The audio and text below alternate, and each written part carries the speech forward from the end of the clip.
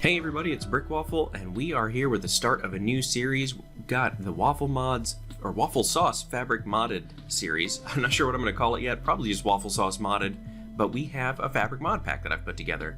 I'll put a link to all the mods that we're using down in the description, but just to give you guys a little bit of an idea, most of these are basically decorative mods. I'm going to show you real quick.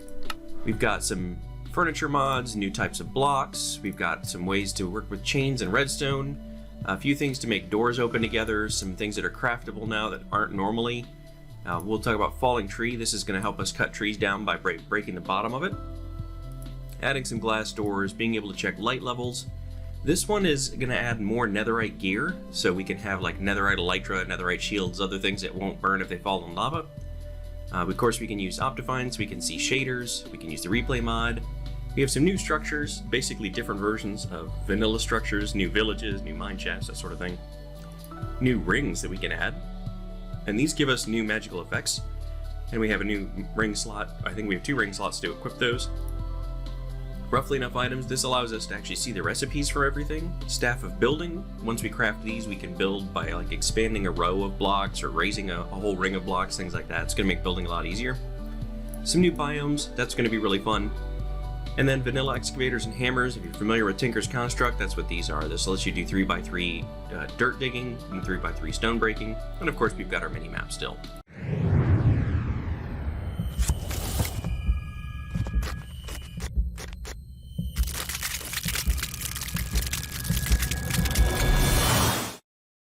So I know that's a very quick review, but we're going to start off here by just checking to see if falling tree works when you break something by hand. I know it does when you have an axe.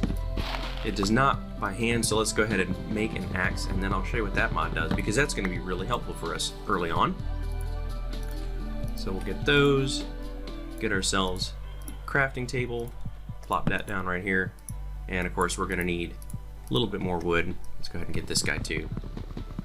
But right off the bat, we're getting some fir logs from our mod, so these are not vanilla woods. This is going to give us some new options. Let's see, there we go.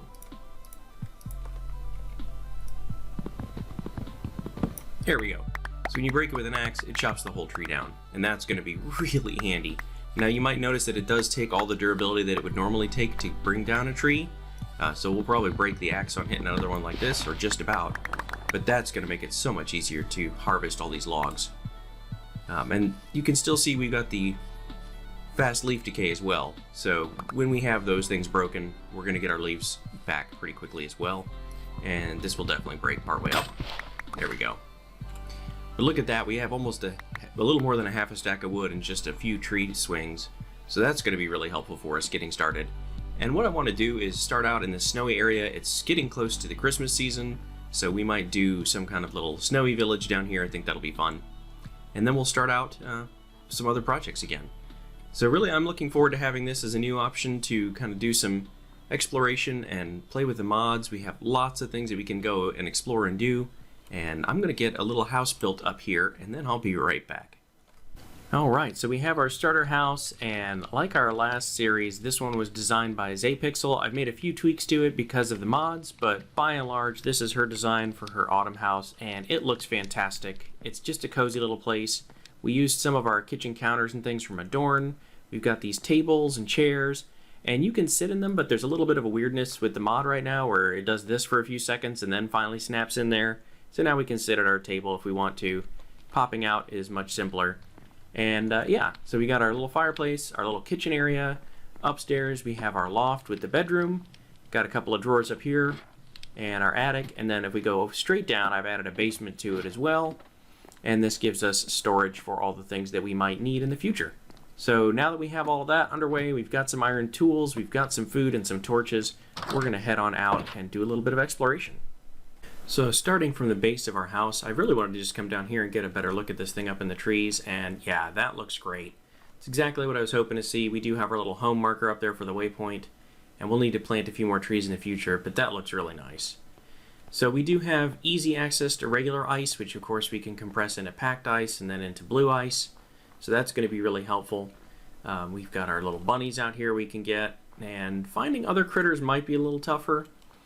But we do see, actually I'm pretty sure I saw a pumpkin back there a minute ago. Let's go this way. Yep, so we can get a few pumpkins. And we do have this well. It looks like this was a potential place for a village to generate, but it just never really happened.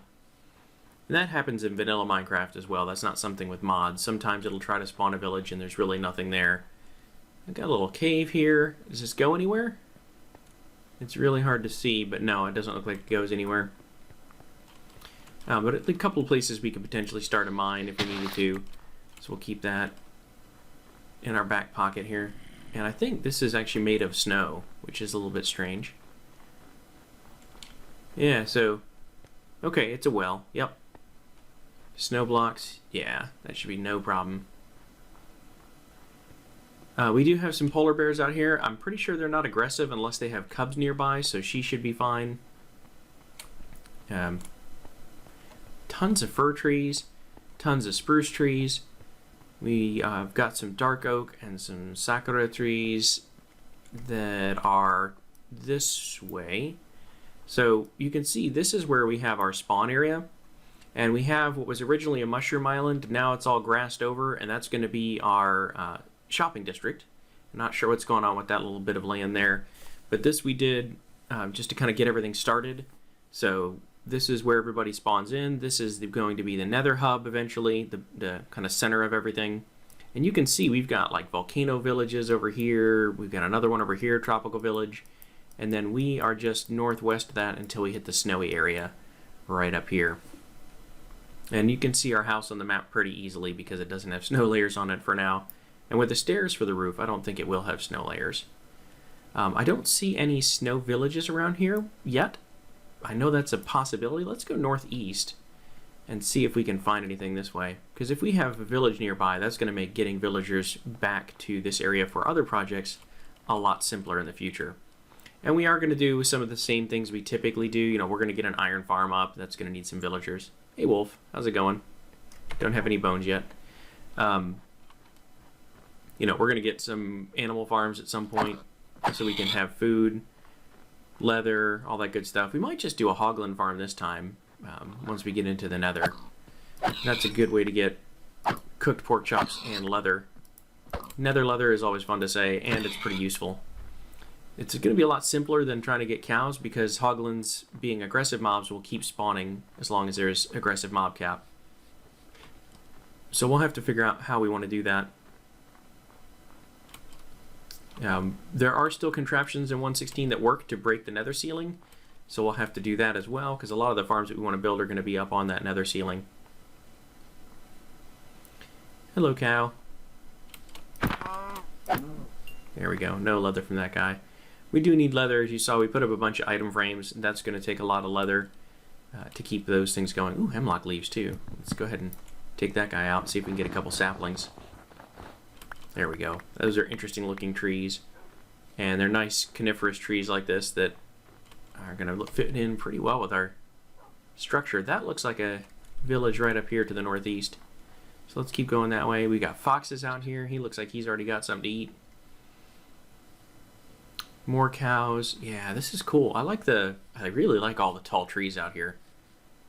And we could chew through our axe very quickly if we aren't careful by chopping down a couple of these big ones. Okay, here we go. Yep, lots of pumpkins. Lots and lots of those. So we're going to grab... Oh, that's a jack-o'-lantern too. That's nice. I was just going to grab a few of these. And that's going to give us plenty to start with. And then... Oh, sweet berries crates. That's cool. Those look nice. Let's take a look in here. And as usual, we're going to rob the village. Let's see what else is going on. Not a whole lot of buildings so far. I wonder how much of it's up on top of that. It's a neat looking village though. I like this. Okay, I see there's some villagers and some kind of smoke from a campfire, it looks like. Hey bud, how's it going? Okay, it doesn't look like there's actually a building up there, just some paths. Yeah, I'm mostly going to take a lot of these. I am going to grab a couple of the sweet berry bushes too, because those are pretty easy to farm. And we might be able to use those for some mob traps too, since they do damage mobs. They're not a lot of damage, So they're not super efficient, but it could at least be a barrier. There we go. Got plenty of those now. There's a campfire up there. What's in here? Oh, alright, alright. A couple of emeralds, that'll do. A couple of cauldrons, so we've got a leather worker in the village. And what else is around? This is a strange layout. Let's come around this way, see if we can find a way up here. Probably just have to break our way up. There we go. Okay, so that's a well with a village bell in it. Alright, they've got a golem.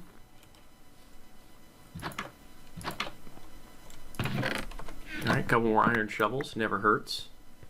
Smithing table, we're going to steal that eventually. There we go. We will one day need that for doing netherite. A grindstone, we'll need that. Mostly this is a good way for us to steal some workstations and save on some materials. What's up, buddy? We're going to borrow your bed for a second because it's getting dark. Oh, I don't have any fish, but I can hear a cat out there. Alright. Let's see where else. It looks like there might be some stuff up here.